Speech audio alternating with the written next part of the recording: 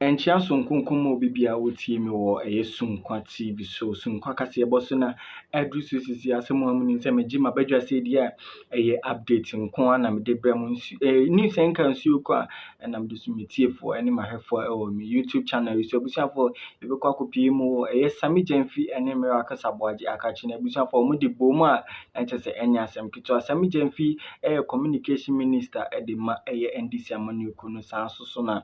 America Sabaji so di na adwuma de ma Baumia ene MPP amane ko na busuafo mu kopie mu no ensema o de kopie mu anase na o mo ka ho asem yi obi manifesto ene ade a no mu betimi aye na busuafo Sammy Gyamfi kan ne de se MPP abetwantro ache Ghana for ene ensem bebre na Sammy Gyamfi kan sanso na NDC for so manifesto America Sabaji so che se mo che se mu betimi ama tertiary education bema musika student na ombebe mu na ombema musika bi na mo chese mu saadu we mu betima na mo chese MPP for mu free education na wahala na mo pese mo Ghana for mu menkotie ensema ekopie so abra Sammy Gyamfi ene Miracle Sabaji ehia best also subscribe to my channel be like so saadu adwenche ebigu comment section kama make up. How are you going to make up for it?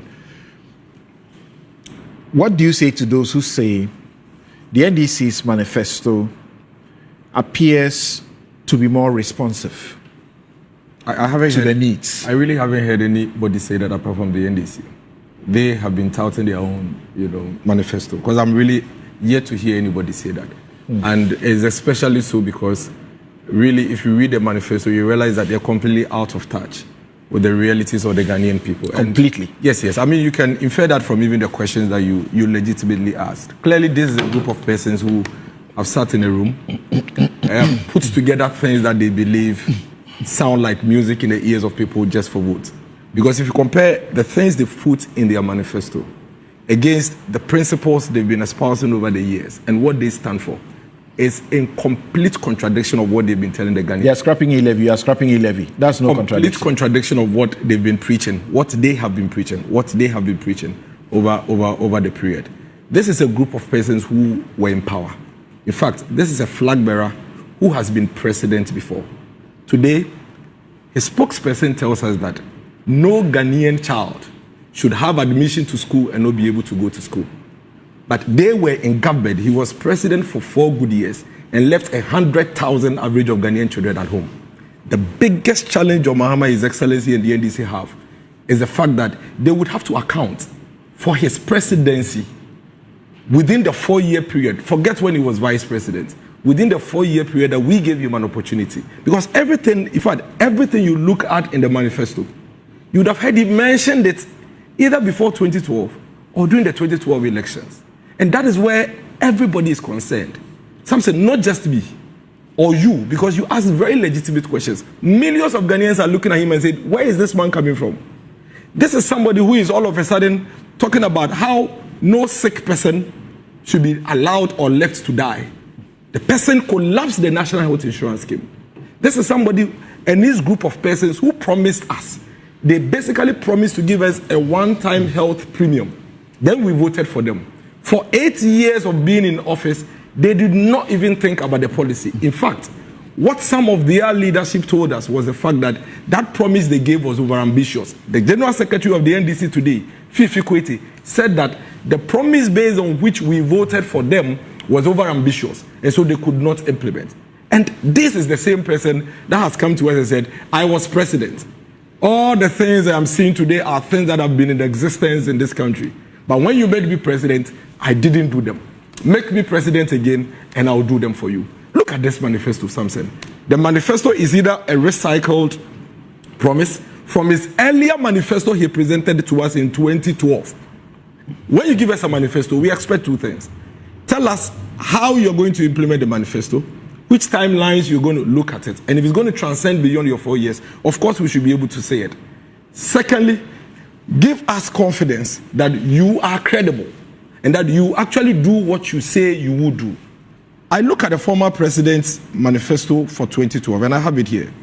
And I go through this manifesto and ask myself, how is this man expecting that the Ghanaian persons will make him president again. And I have a list of about 280 promises here. Is here. I can list all of them to you, and you can see it here. Out of the 280 promises he made in 2012, before we made him president, he fulfilled only 77 of them. Only 77 of them, Samson. A whooping 68% of the promises the former president made to the people of this country, before we made him president in the past, he did not fulfill. And so what is news? If the same person comes to you 8 years later and start listing, basically shoplifting things across every space and putting it into a document and listing, what is news about it? You look at some of the things they mentioned, and clearly it tells you why they deliberately sat down for 8 years without putting out their manifesto, and so Dr. Mahmoud Bawumia put the manifesto. Clearly, places where we say we'll do one, they say we'll do two. They simply waited. When we say we'll do two, they say they will do three. Places we say we'll do black, they will do white. In some of the instances, they simply went into a manifesto and lifted everything and put into their manifesto. And that is where you see a lot of incoherence in the things that they put out. Dr. Mahmoud Bawumia is very clear. His manifesto is simply consolidating what it is that we have achieved as a country and fixing what is outstanding. And that is what an upgrade does. Something. Anybody that understands technology, understands reset, will tell you that when you are resetting, you have two options. Reset to factory settings, which basically is wiping everything off to zero, or resetting to a particular period, depending on when you backed up. I hope you're following. That is what it is. You are resetting to a particular period, depending on when you backed up. Now, for these guys not to hoodwink us and mislead us, one of the things that is missing, which they need to tell us that we can interrogate correctly, is where are you resetting us to? And clearly when I listen to Sammy, all I hear is they are resetting us to factory settings. Because he made a very important point. He says that when you have a broken system, you wipe everything and start afresh. That is not what Ghana needs. The Ghana today that under your tenure slept in darkness for 4 to 5 years now has power. We don't need to reset our energy sector. The energy sector is thriving. The Ghana today that you left 100,000 children every year on the street now are in school. You don't need to reset the education sector because the children are in school. The Ghana that you left, the poor person's children in colleges of education and nursing, that you said if you're going to lose an elections by simply not restoring the allowances, then you will lose.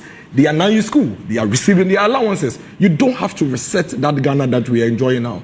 The Ghana today, where we could not even identify our citizens and take care of them properly, today has a properly synchronized national identification system that is synced to almost every touch point you can think of, and we are ready to leap into the future. It doesn't need a reset. It needs a consolidation, and it needs an upgrade. And so when you come and tell the people that I was president before, I denied all of you children from going to senior high school education, but forget the fact that I said I would not implement free senior high school on the whimsical promises of a desperate politician. Forget the fact that I said I will not implement free senior high school. I will not spend 2 billion cedis on free senior high school. Today, I was against free senior high school. I always said that when it comes to free senior high school, some people should pay and others should not pay. All of a sudden, come to university. If you qualify to the university, I will pay for university education for free. And that is a contradiction you sought to put out. You know what is critical about Manifesto Samson? It is not just you putting things into a document. It is about who is behind it and the credibility of the individual, the sincerity of the individual, the honesty of the individual. God being so good, for the people of this country, we've had an opportunity to experience this individual. Of all the candidates who are running for this election, it is only the former president who has been president before. And so we can tell clearly, today we have his scorecard is here, as to whether he's a man who sticks to his words, as to whether he's a man who says what he will do based on manifestos. This is the list of his manifestos from 2012, after which we made him president, and this is how much he failed, completely failed to deliver on these promises.